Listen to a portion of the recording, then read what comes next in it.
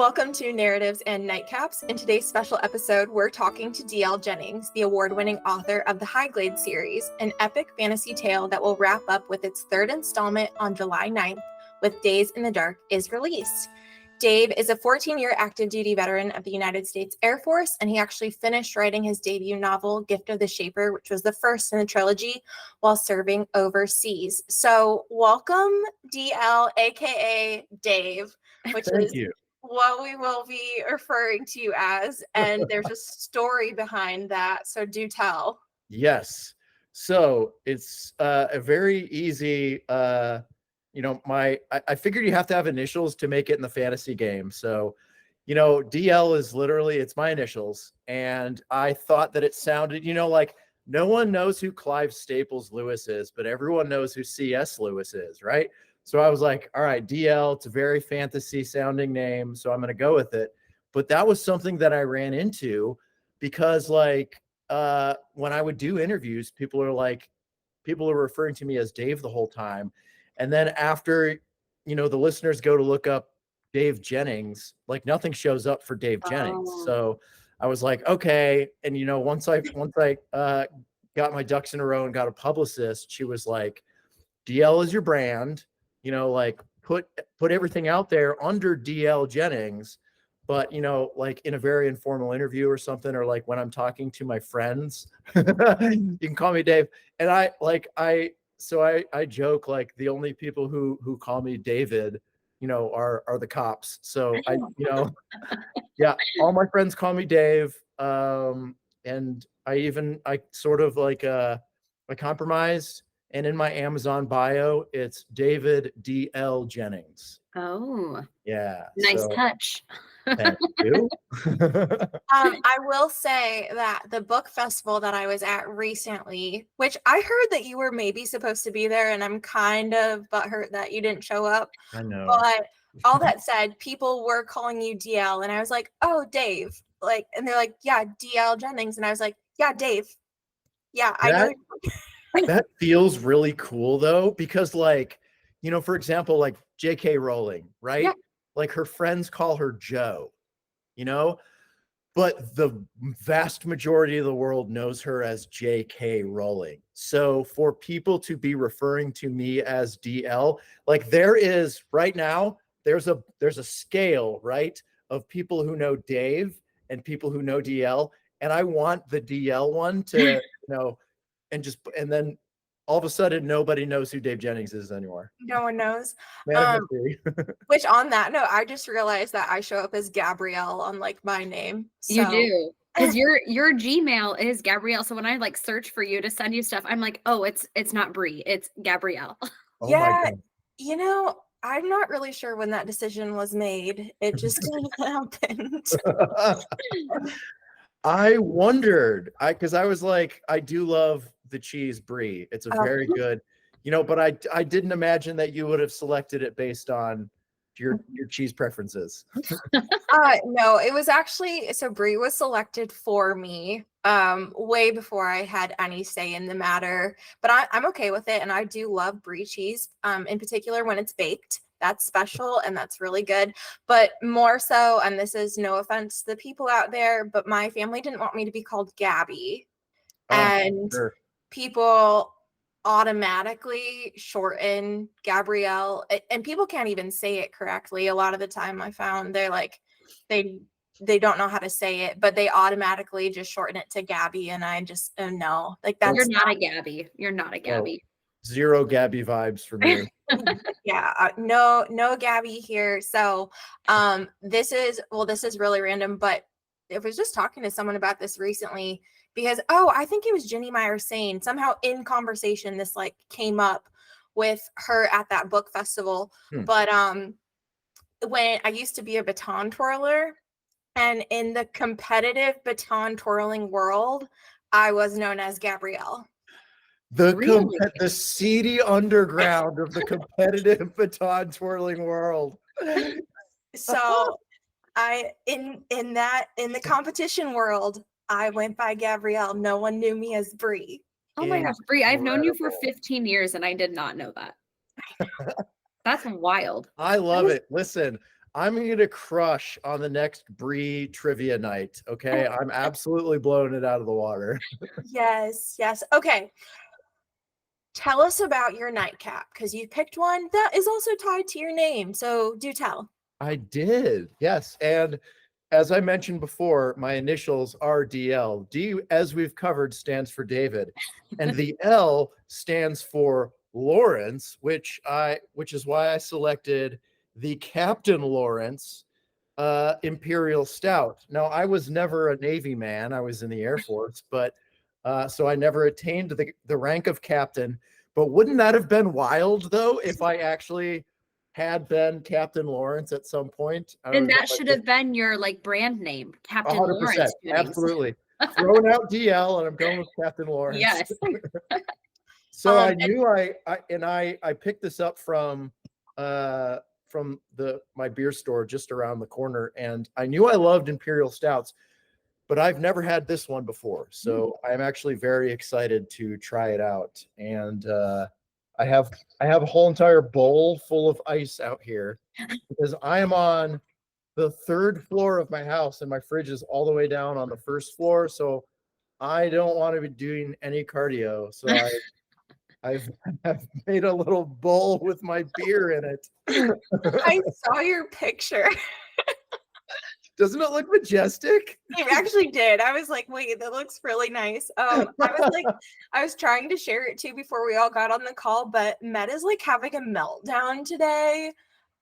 Maybe that's dramatic. It's not, but it's like really glitchy right now. Oh, it is funny though, because I tagged Captain Lawrence in it and I already saw they reposted on their story. So yes. So now narratives and nightcaps. And Captain Lawrence. Yeah. Yes. Hey, maybe You know they'll what? sponsor us. Yeah. Right. I never get the order right. I was like looking for it in my email. I was like, which comes first, the narrative or the nightcap? Yeah, you're not the only one, so you're good. Yeah, maybe I should reach out and be like, hey, did you want to sponsor this episode? It comes out July 3rd. Oh, Right in time for 4th of July. Perfect. Absolutely. So this had better be good. Yes. It does sound really good. I'm obviously not drinking that, nor really anything, but I do have to show you guys. Do you know the Alani Nu energy drinks? No. Okay, well, I like live off of caffeine basically, which is not healthy, but I do. But they came out with mini cans. They're these babies. So I have a baby Alani. It makes me feel better about my caffeine intake because I'm not drinking a full one. Do you have a banana for scale by any chance? Because I can't tell. Like, I don't. I have a water bottle. Oh my God, it's tiny. Oh, it's so cute. It's so itty bitty. It is. So mine, on the other hand, is fucking giant. Like, here's my phone. Oh, nice. Yeah. Oh my God. Maybe I have a really tiny phone. Yeah. Right. There we go. This is a very large beer. So this is so exciting that your trilogy is coming to its conclusion this year. But can you take us back to the beginning with Gift of the Shaper? And even before that, I guess, when did you know you wanted to be a writer? Such a wonderful question. That was perfect. I know the click. So I never really knew that I wanted to be a writer. I always knew that people would tell me, English teachers would tell me that I had a gift for writing, which was great. And I did like live journal. Like I was an angsty teen, so I did live journal when it was still a thing. And that's how I did. That was the extent of my writing until about, I want to say maybe 2012, 2013, while I was still in the Air Force, and I was doing a deployment to, let's say, I think I can say Kenya. So I was doing a deployment to Kenya, and it was very remote. There wasn't a whole lot of things to do out there because the base that we were on, there was like 50 people. I mean, we were like in Africa. Like there was a hippo pond about a mile from where we were. Like I'm talking Africa, and it was wild. So you couldn't go down to like Starbucks, right? There wasn't anything to do. So for me, it was a lot of sitting around. I had brought like a couple books with me. I should have brought way more books, but it was before, this was 2013, and I wasn't really like, I didn't have a Kindle yet or whatever, So it was either sit around playing Candy Crush all day, or maybe do something that was like creative. And here's the funny thing: I actually learned that this is a term, profound boredom. That's an actual legitimate term. And like nowadays, since profound boredom is like not a thing anymore because we have Netflix and like, second screens and everything like that. But of course, in the middle of Africa, I didn't have that. So I literally became so profoundly bored that I started writing. And that was the very beginning of what became Gift of the Shaper. And it was just, on my iPad in the middle of Kenya, typing out like my very first fantasy novel. Wow. What that's so cool. But that also answers something that I was wondering, because so many authors, like their first book that's published isn't actually the first book that they wrote. So I was wondering if it truly was your first book. Oh yeah, it was. And I think a lot of people were surprised by that. And it's cool when I see that in the reviews, that people are like, oh, I can't believe this was this author's debut work, which makes me feel really good. And because and there's some merit to it too, because I genuinely believe that book 2 is better than book 1. And I also believe that book 3 is better than book 2. So, I think that's supposed to happen. You're supposed to become better. You're supposed to. So yeah, no, book 3, piece of shit, like worst in the series. Okay, but that has happened. Like I have, I won't say what trilogy it was, but there's this, and it's another fantasy trilogy though, where like book 1, I was hooked. I was like, oh, this is so good. Book 2, and then book 3, I was like, oh man. So now when I recommend it, I'm like, read book 1 and book 2, and then yeah, you want the conclusion, like it's satisfying, but I'm like, what a lukewarm review. That hurts. That hurts. But so with that trilogy specifically, I've like read, and I'm like, okay, I'm not the only one that feels that way. It just, Yeah. So, but I think it's a more natural progression, obviously, to like get better and better. I'm excited. I am really too. And I have I was just talking to one of my friends yesterday who's, so I met her through Bookstagram, and, so she reads like 30 books a month, which is just insane to me. And she just finished book 1 and is going through book 2 at like blazing speeds. And I'm super excited because number one, like since we're friends, like she is texting me like all of her feelings while these things are happening. And I'm like just crushing her emotionally. And I'm just enjoying it so much. But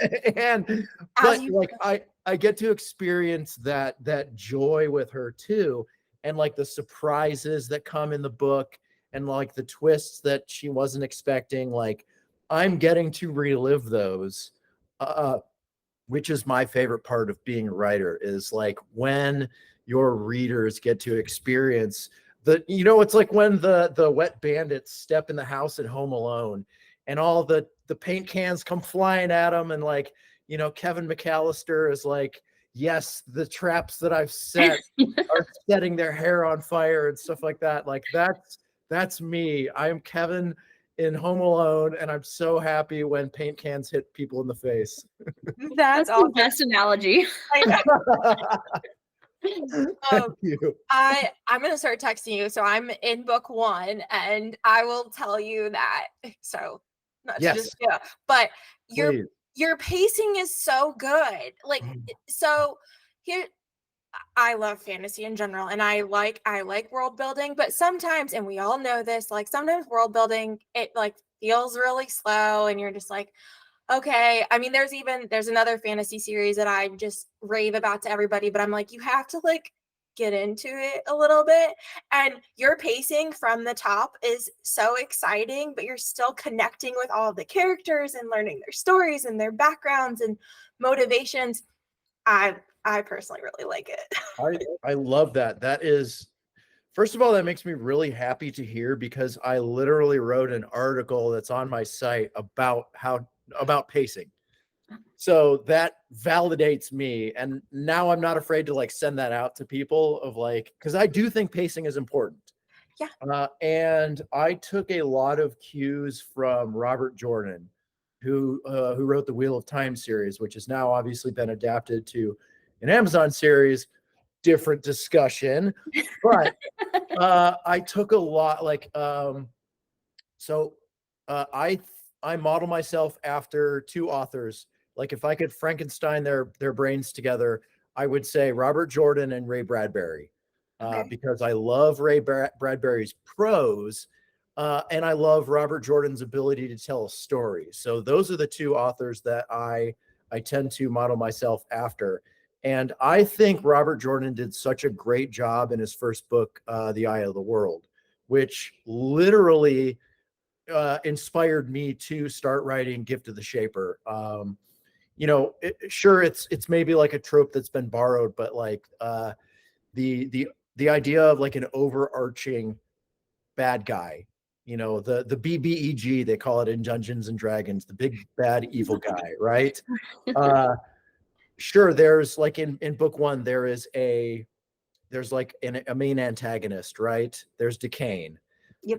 But who does Decane serve? He serves the Breaker, who's one of the gods of creation. And the Breaker is my BBEG. He's the guy who is behind the scenes, who is pulling all the strings, and he's the guy that our antagonist knows is the one who is eventually going to stand in the way of him and destruction, pretty much. So yeah, so I definitely I'm glad to hear you say that I did a good job with the pacing. So that makes my heart sing. I love that. I love it. And we'll have to share your article too. So Yes. around the time we'll just plug that in there. So Yeah, now that you know, like I'm an expert on pacing. obviously. So take us to like your writing in Africa. I guess how did you get into the right mindset for writing in general, but especially writing fantasy? That is, I love that question because there was a very specific train of thought that led me to it. And when I reached my point of profound boredom, I knew that I was going to do something creative. I had to have an outlet.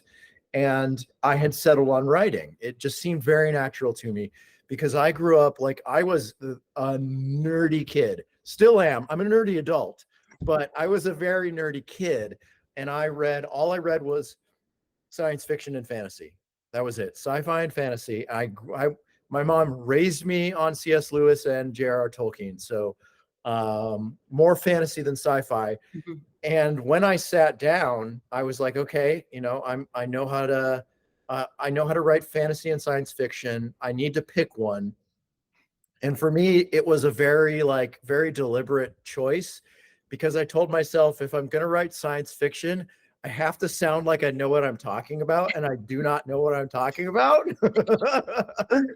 You get these guys like Andy Weir, who wrote The Martian, and I can't remember his name, who wrote Three Body Problem, the Chinese author.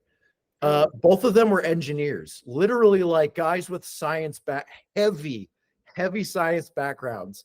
And my degree is in global security. So like I was like, science fiction might be a stretch for me. Let's go ahead and make some shit up. So I was like, okay, we're going the fantasy route, and I think I can work with that. And let's see, The Eye of the World is actually right here. You can't really, but that is The Eye of the World right behind me. And that was the book that I based a lot of Gift of the Shaper on, like tonally. And I did borrow, like I said, the theme of like the overarching BBEG. But I think they diverge there. You know, it's a fantasy. My world is a fantasy world that is separate from our own, but shares a lot of the same similarities. And that was a very fun process to kind of figure out, because you know, at one point my characters are all traveling through the woods, the Talvin Forest, and I was like, does this world have mosquitoes? You know, it was a very like, how Earth is this? Valid. Yeah. So I had to, you know, I had to basically be like, all right, there's mosquitoes. Like it would have been such a huge headache not to be like, by the way, there's no mosquitoes, and here's why, you know. Well, you get to decide that, because I was reading this interview with an author once, or maybe it was something. Anyway, she writes historical fiction, and she was like, it's really weird to be writing, and then you're just like, oh my gosh, have towels been invented yet? And then all of a sudden you're Googling and you're like, when were towels invented? 100%. And my editor was doing that. He was like, because I would use terms like steel and unconscious. And I remember, and like ponytail, I had ponytail in there. And he was like, so steel wasn't invented until blah, blah, blah. And like, you know, ponytails were this date, and like, you know, unconscious like that, you know, presupposes like a pretty good knowledge of medical. And I was like, we're keeping it. I'm using steel. I was like, ponytail, legit, throw it out. We'll say she tied her hair up.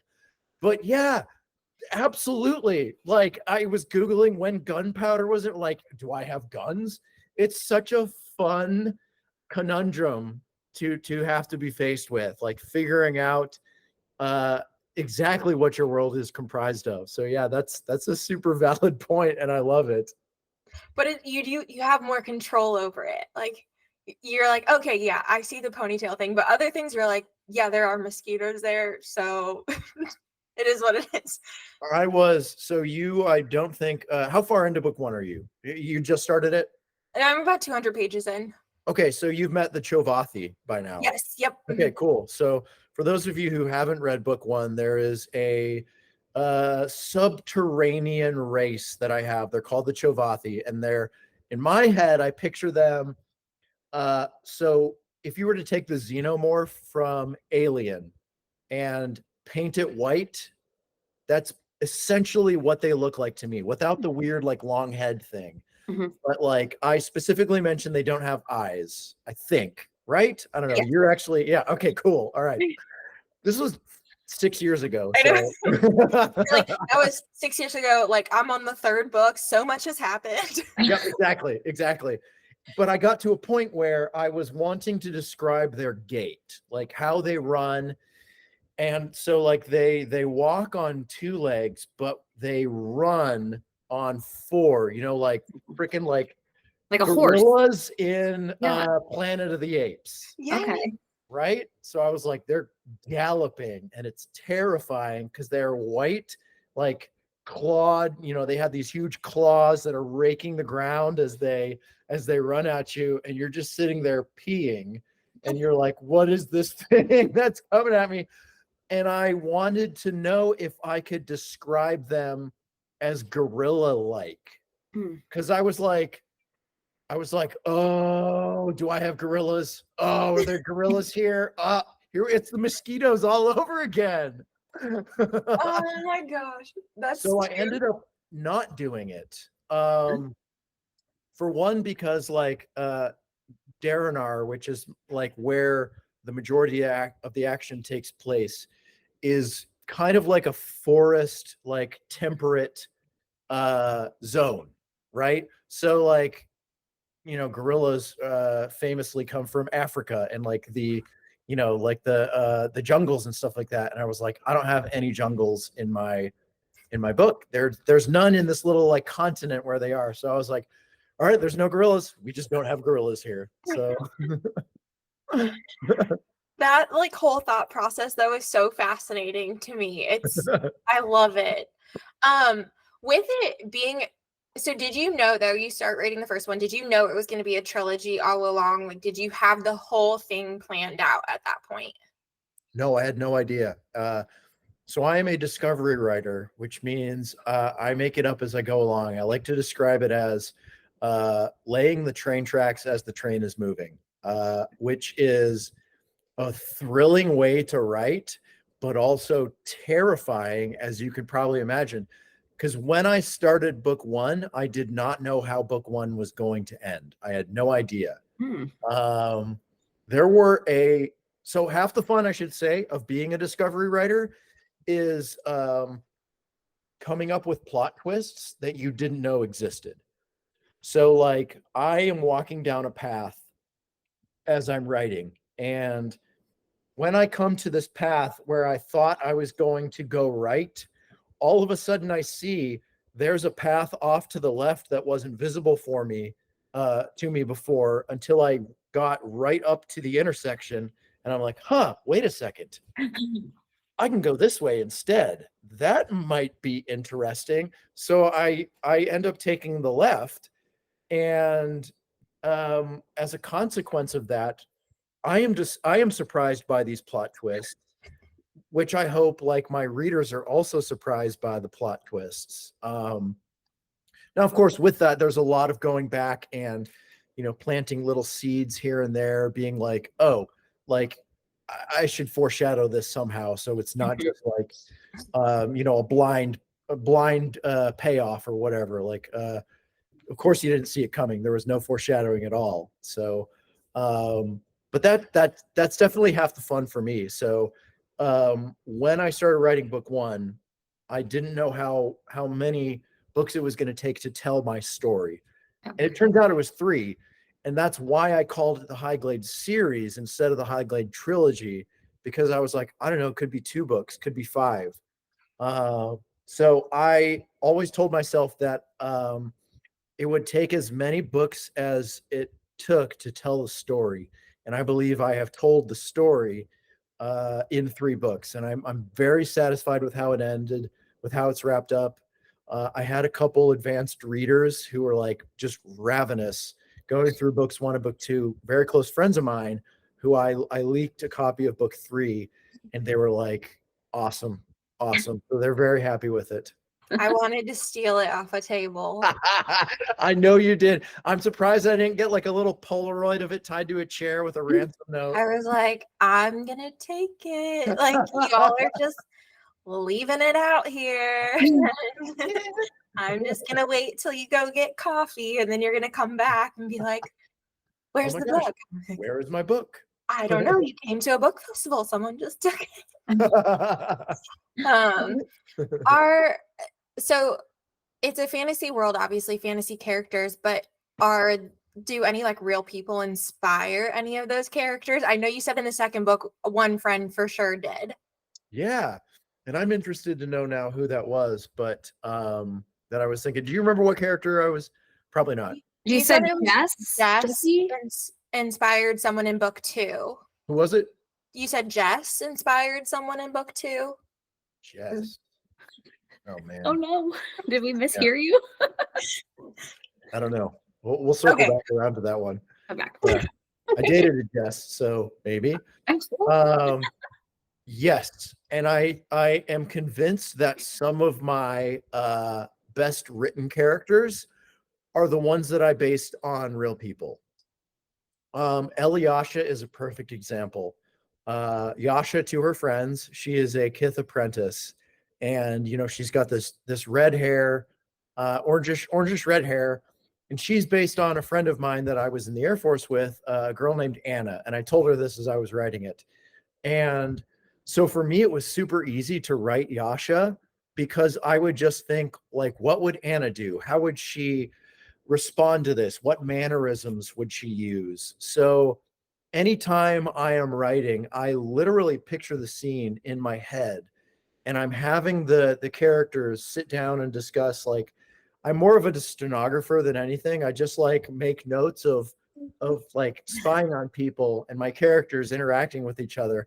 So I'm like, slow down, you guys. I gotta get all this.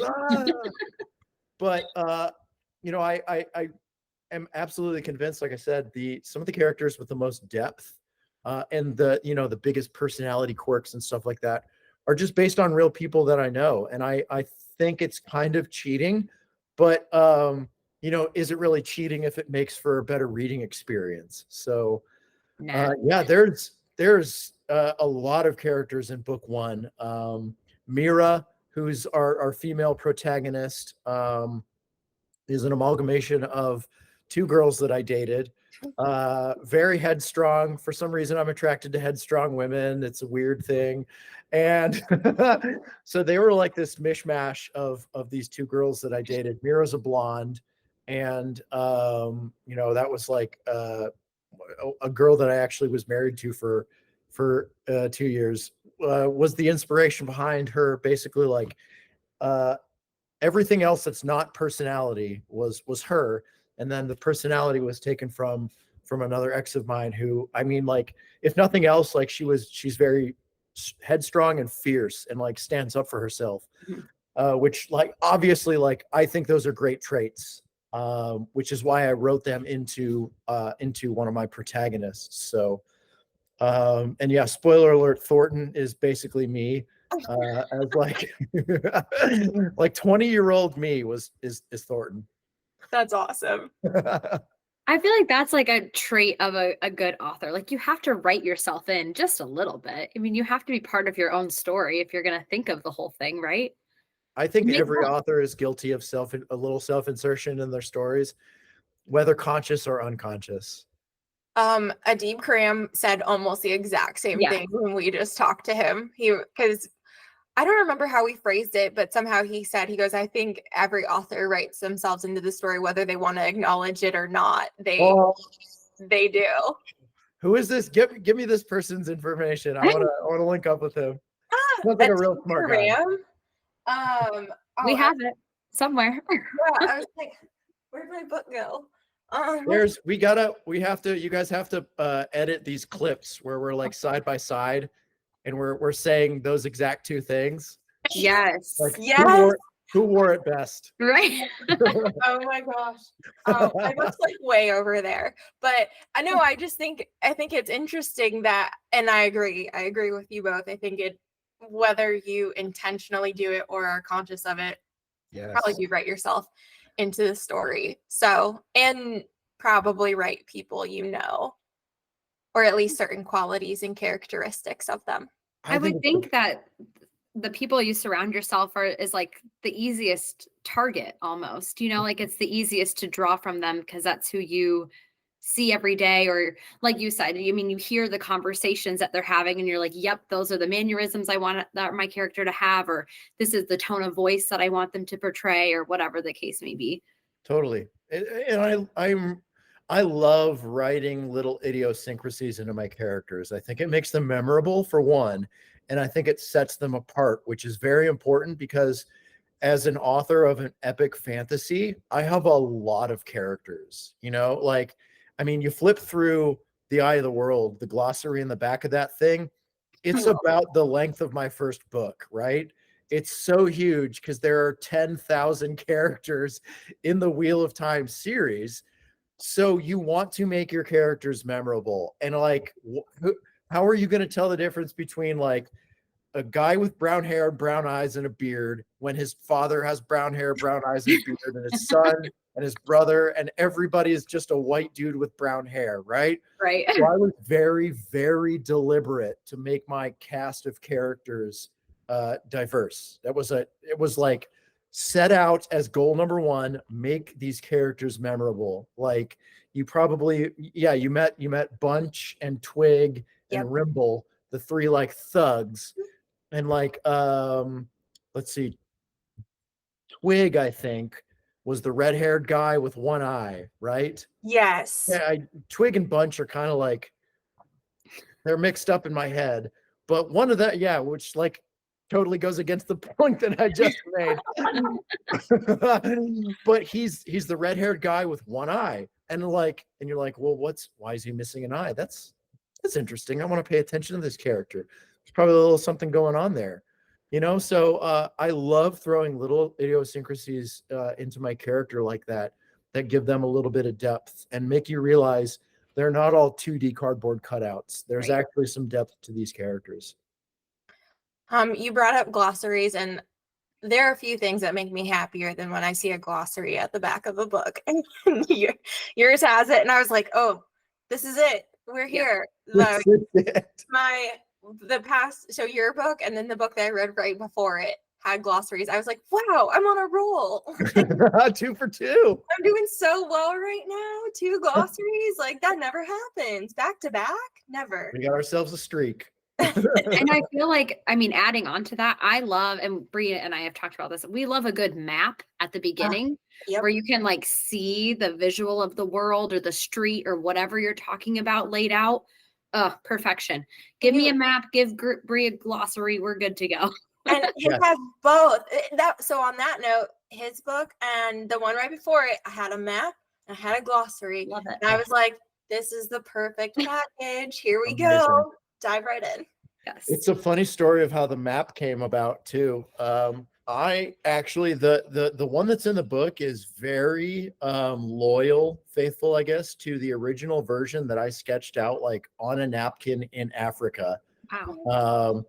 And it was more for my benefit to be like, where are these places that I'm thinking about? I have to like georectify, like, how long does it take to get here? Where is this place? If I am going north to this place, do I go south to this place or do I go west? So it was really like a way for me to lay it out all in my head. And the guy who did the map actually was a guy who I'd served with as well.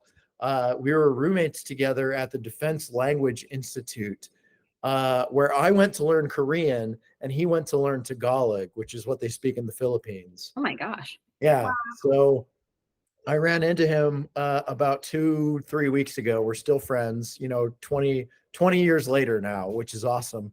From when we first met.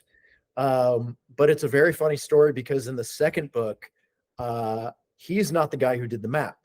It was actually a reader friend of mine who sent in a map of all the places in I think she was a beta reader for me. That's right. She was a beta reader for book 2.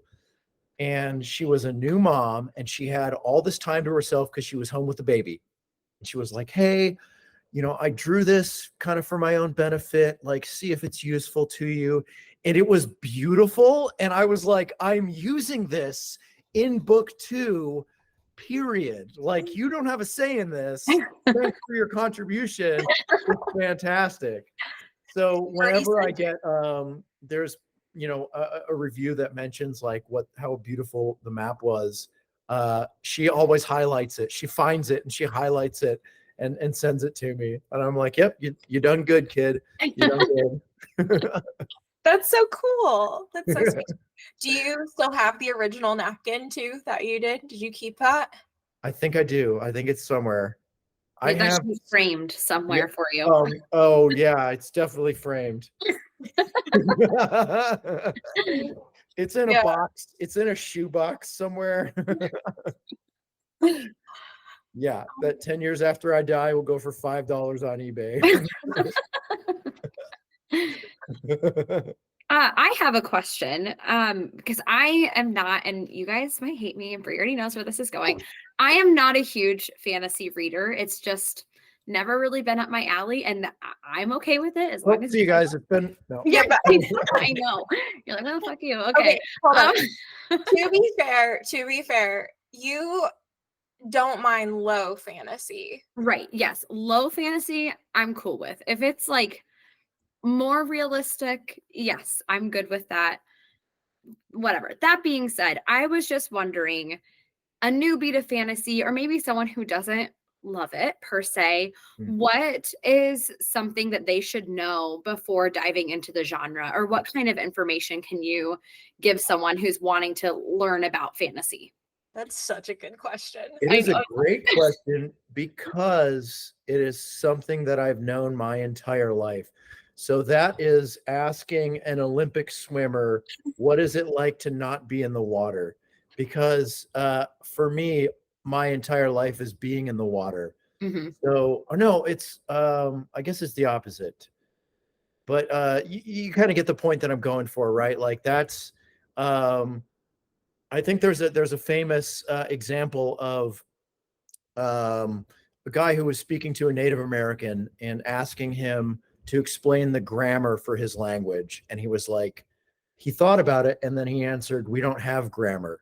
We just speak the language." Mhm. Because to him, there were no set rules, right? There was just the language that you grew up speaking, which is all that you know. So that's kind of like where I'm at. And which is why I think it's a very good question. It's a very challenging question. And I think the number one thing for readers of high or epic fantasy to keep in mind is that there are no rules. You can go absolutely anywhere and you can do anything with the universe, which is why I think it appeals to me as an author, Mhm. because you can just do anything with these characters. There's limitless possibilities. In my book, the gods walk among the populace, right? There's a point where one of my protagonists, Olson, is speaking to another protagonist, Dylus, and Dylus is explaining like, oh, the Shaper, she created the universe with these two other gods, and blah blah blah, and he goes on to dives into the creation myth a little bit. And Olson's like, yeah, that's a pretty good story. And Dylus turns to him and says, "That's not a story, Olson. That's the way that it is." And it's just very matter of fact, right? Mhm. Like gods exist, they walk among us, boom, epic fantasy. So I think that's my favorite part of the whole genre is like the magic and the fantasy of it, right? Like literally the root, fantastic, right? It is fantastic. And it's not rooted in reality. Mhm. Obviously it's based there. You have to have some rules, you have to have mosquitoes, right? But Yeah, given. yeah, but anything else is possible, and that's I think my favorite part, and what I would impart to any other newbies who are thinking about maybe diving into fantasy is that it's a great escape. Mm. I love that. And I'm wondering too, because I find a lot of, I guess, escapism in music as well. And I was curious if while you're writing, do you have like a playlist or a song or something that you just kind of see and feel as you're going through your process? Yes, 100%.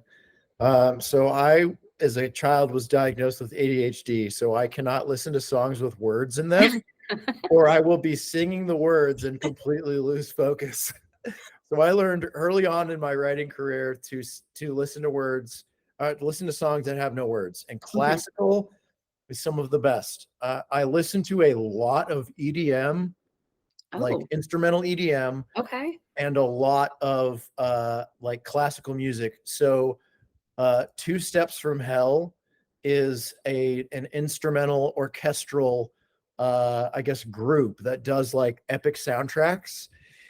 And I've written so many battle scenes to Two Steps from Hell. I was using Pandora a lot. Yeah, Pandora, which like dating Yeah. myself, right? I know. Yeah. I was writing it in 2014, so it was actually a thing back then. So I would do a lot of Two Steps from Hell radio. Mhm. So it's bringing in a lot of like I guess like epic classical would be the best word that I could use to describe it. And I am very much a mood writer too. So if I'm listening to like Fur Elise, like it's not going to cut it. Like I can't put on Blue Danube and write a battle scene. I have to put on like maybe some Dragon Force if I'm feeling really squirrely. So but yes, writing music is actually very beneficial to me to get into like the mindset of trying to write these epic scenes. On that note, are battle or fighting scenes, do you find them to be harder to write than just like other scenes? Because I recently heard someone saying, a different writer, they were saying in their experience that those were the hardest ones to write. Is that similar for you? I don't think so. Uh, The hardest scenes for me were always the ones where I am doing something that I know is going to be good for the story, but it's emotionally difficult. Hmm. Um, there are just certain things that I think have to happen in order to progress the plot. Like the friend that I was telling you about, the bookstagrammer who called me up, crying like, "Why did you do this?" And I was like, "I cried when I wrote that scene." So, it's working as intended, right? Um, so those are always the hardest for me to write. I think it was Hemingway who said, "Kill your darlings." Mhm. Um, and obviously George R. R. Martin just kills every single character that he ever writes. Yes. On the other extreme. But I think for me, especially like when I was doing a lot of my writing of book one, like I was in a combat zone. I was actually in like literal war. So most of Gift of the Shaper is actually takes place outside of battle scenes. Like, yes, there's a battle scene at the end because I was like, you can't have an epic fantasy book without a battle scene. Like, it's got to happen. Um, but there was like, it was a very, like, I draw on very real emotions when I'm writing. And I think for me, writing the battle scenes was more like, almost automatic than anything. And it was I was pouring out my emotions into it and pouring out my experience into it, but I had to look at it like work. I was Mhm. like, all right, we're gonna write this battle scene, and then we move on. Because a majority of book one for me was cathartic. Writing was very, very cathartic for me. So um, yeah, I like that question. And I think I'm kind of on the other end of that spectrum where war has been such a big part of my life, for better or for worse, that I think it was almost easy for me. Mhm. Yeah, that makes sense. I feel like your experience would, whereas I would probably be like, how did my hand get over there? What is this hand doing? Why is he over there? How did he get there? But, so that's my take on it. Oh, interesting. Where I'm just like, to keep track of everybody and where they're at and making it make sense. But you have like the strategic side of that, the experience of it Mhm. to automatically know how to do that. Yeah, I think that really paid off for me as well. Like the tactics of battle and the overall strategy of war and stuff like that are things that I not only am familiar with but have studied. Like in my role in the Air Force, I was in charge of a tactics shop. Literally, we called it weapons and tactics, and I was the non-commissioned officer in charge of that. So like tactics are you know a thing that I am very familiar with. Um and to your point, Bree, like there were a lot of times where I was like, all right, where is this person? They're charging on horseback. Who else is with them? Like, you know, as a consequence of having an epic cast of characters, like keeping track of people in a battle, like I almost needed like a map with little miniatures. It probably would have paid off better for me. But having to keep track of being like, all right, who's over here now? Who's on this side? Okay, now these two sides are clashing, and who's the commander of which? Like, there's a lot of moving pieces, but that's also half the fun. Mhm. That's awesome. All right. What's next? You Ooh, you probably get that question a lot, but I feel like it's really natural for us to say, okay, this one's coming out this summer, which is awesome. Hopefully you're going on a really sweet tour. And then are you wanting to write more? Do you already have plans for what's next? yes. And I have two things that are kind of on the back burner for me. And I think once this launch of book three happens, I'll be able to focus a little more on my attention on either one or both of them. But the first one is a possible screenplay for Gift of the Shaper. I was going to ask that question if that's like a hope because you see a lot of them convert. That's amazing. Yeah. So I have it just so happens that my best friend, capital B, uh, works as a VFX supervisor in Hollywood, and he's been doing that for about 15 years Oh now. my gosh. So he is like, I mean, he's worked on, Man of Steel, the Orville. He did Westworld, like, I mean, like big VFX heavy amazing projects. So like that he's got his name attached to. So he knows Hollywood, which is awesome because he's literally my best friend. So, I'm like, hey man, if I was to try and I don't know, make this into a screenplay, what would you suggest? So and then his wife is owns a production company. So she's like, well, from behind him, as a matter of fact, Yeah. so she's like, I mean, both of them are like pouring advice onto me, and I'm like, oh, so this actually like could be a real thing. So that's project number one. That's so And then cool. thank you. I'm super excited about it. I cautiously optimistic about it. Because I know there's a lot of work that goes into it, and I know that there is a lot of money that has to go into it too. Um, but it's like one of those like you never know unless you try kind of things. So I'm always like, well, or I tell myself I've already written the story. It's a 3-part completed trilogy. Why not try and make it a movie? Yeah. Because like one of the things that all my readers tell me is like, you know, when's the movie coming out? I can see this as a movie. Like, so I think I just need to shut them up once and for all. You got to give the readers what they want. Yeah. Give the people what they want. Exactly. That's My that's so second cool. project that I'm pretty excited about, and it's kind of been like rolling around in my brain for a while, is I sat down and I said, there are way too many European centric fantasy stories. So I wanted to see one that was like just different. And I basically took the Mayan and the Aztec civilization and Ooh. said, what if there was a fantasy based around them and their gods and their mythology, which is like fascinating and it's super cool to read about. And I spent way too much time just diving into Wikipedia articles and like books that are out of publication now, trying to figure out what the Mayans and the Aztecs believed. But my elevator pitch was the Jungle Book meets Game of Thrones.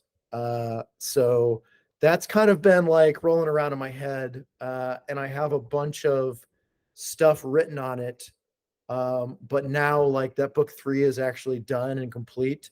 I think I'm actually going to be able to focus a little more energy towards maybe finishing that as possibly my next series. So Very Awesome. cool. I love it.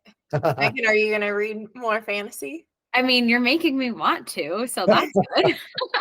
But good. I laugh when you say that everything's European based because Brie and I think every other book we're like, and it's based in London, and it's based in France, and it's It's Literally. ridiculous. yes, it's Yeah. either like New York, London, France. Those are our We- 3. And so when we do like deep dives on books too, we typically give like background info on normally the setting, and it kind of got to the point where we were like, we've talked about this setting so many times, so we're going to tell you about the history of apothecaries Yeah. and how they came to be. I don't know if you've heard of this Children of Blood and Bone, I've heard of I've it. not. but that was probably I don't know where I got the idea that what made me come to the realization that everything is Eurocentric, but Children of Blood and Bone is like basically takes place in alternate Africa, Oh. and it's all like African characters basically. So I don't know. I mean, this is from 2000, I don't know, 16 or 18 or something like that. So 2018, which is around the time I think I'd actually started writing. Yeah, I may have started writing my other book then. Like this has been kicking around for forever. But I would say that was really one of the first fantasy novels I'd ever read where it wasn't just white dudes, you know? It was like, oh my God, oh, this is a whole, fantasy authors were like, we have this entire universe at our disposal and everything's based in London, right? Right. Right. So I was like, So wouldn't it true. be fun to maybe have like Mowgli from the Jungle Book have like superpowers and be able to talk to animals and stuff like that. So I think it's obviously as like a cis hetero white man, I think we're probably the ones who actually have to stick up the most for people who are underrepresented because like you know behind every book it's like, oh, great, it's another white guy. Cool. Right. So yeah, I think people are starting to get a little tired of that, and I love that. Underrepresented authors are finally starting to have like a bigger voice, and that's really cool to me. Absolutely. We completely agree. And that's why we try to spice it up too, having like different authors on the show, different backgrounds, different genres. I had someone ask me recently, I was at an event and I normally like just sit there in the background. And then someone was like, "Oh no, she has a podcast." And I was like, yeah, hi. Hello. That's me too. Like, Like, happy to really? be here, just chilling. And they were like, "Oh, do you only talk to like a certain genre of authors?" And I go, "Oh no." I go, I was, and well, so there, and this isn't a bad thing, but there are some like book podcasts out there that are very specific to certain genres, and they like do not branch out from those. And I get that that's like what's interesting to them. And I think Megan and I just both happen to like to read a lot of different genres. Not everybody is like that, but we have some genres that we agree on, and then sometimes where we're like, this is going to be a bit of a stretch for you, but I think you'll like it. And so yeah, so they asked me that, and I go, "Oh no, like we actually like to keep it as diverse as possible."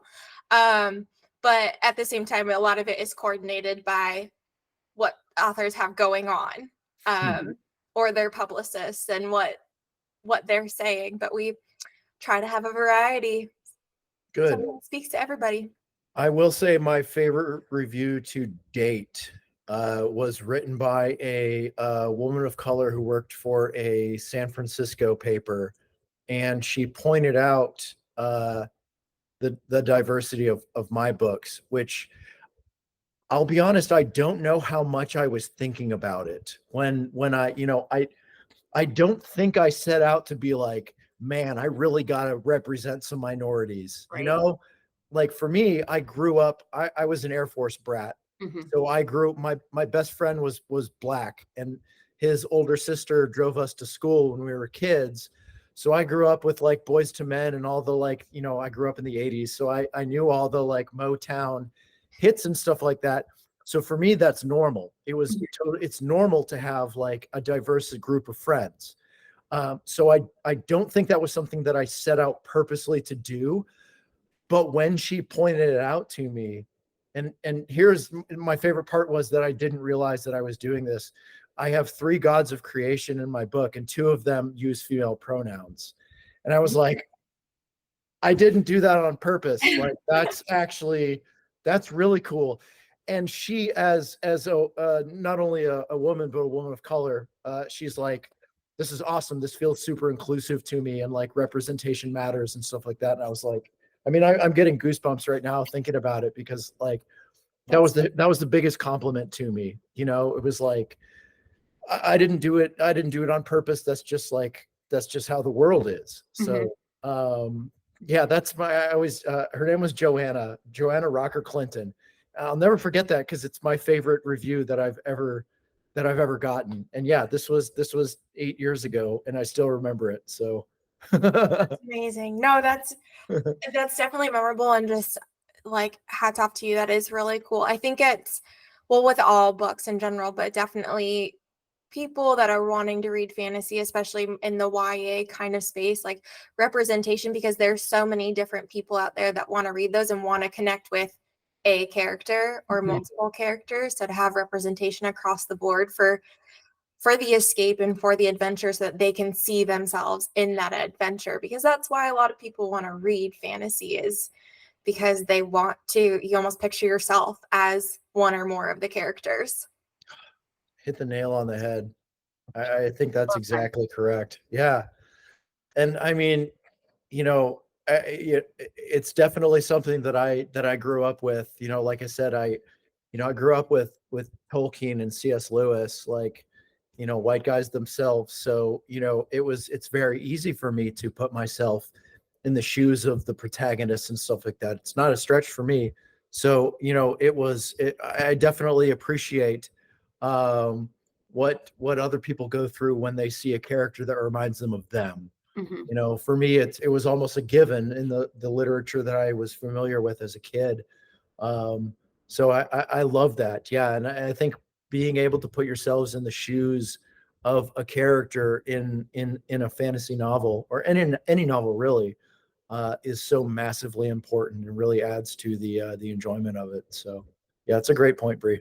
Absolutely. We're all just looking to relate and connect with it in some way. So, all right. So this is coming out July 9th. Where, if people want to connect with you, learn more about you, where should they go? So my website is dl-jennings.com. I'm very active on social media. Instagram is probably my best platform. And I am DL Jennings on there. I got the little blue check mark and everything. So don't fall for the fakes. And book 3 is being distributed through Simon and Schuster. So you can Google, like, the easiest way right now, since it's in pre-order status, is Days of the Dark DL Jennings, because I think there's there's some weirdness with the algorithms that it's not really picked up yet. So that's the easiest way to look for it. And through the Simon and Schuster shop, it'll direct you to like Amazon, Books A Million, like whoever your favorite vendor is. Simon and Schuster will have books for them. So I know for a fact we ordered 1,500 copies of the book. So Nice. I'm hoping that we have a problem and we end up selling out of those. But if not, I think I'm going to have a bunch of books showing up in my basement. I don't know what we're going to do with them. No, stop. It's going to be great. That's Days of the Dark. And we will link to all of it so that if you're listening, people can just click. And then this will be close to the launch, but still pre-order it. That's always a huge deal. So if you're interested, then go pre-order, read the whole series. That would be awesome. Dave, thank you for joining us for an episode. It's an honor and a pleasure as always. I'm so hopeful that I'll get to see you again sometime this year so we can have more fun and espresso martinis. That's what we really need. So thank you. Oh, thank you guys for having me. Bree, we set this up months ago, and I'm so glad it finally came to fruition, because you were just such a fun person. Megan, unfortunately, I haven't had the pleasure of meeting you before this, but your co-host is pretty great. So I know it. This was an absolute pleasure, ladies. Thank you both. Yeah. Okay. Well, I forgot to tell you this beforehand, and you don't have to do it, but we always sign off by saying cheers. Oh, right? Well, that's very easy. I can do that. Okay. Cheers. Cheers.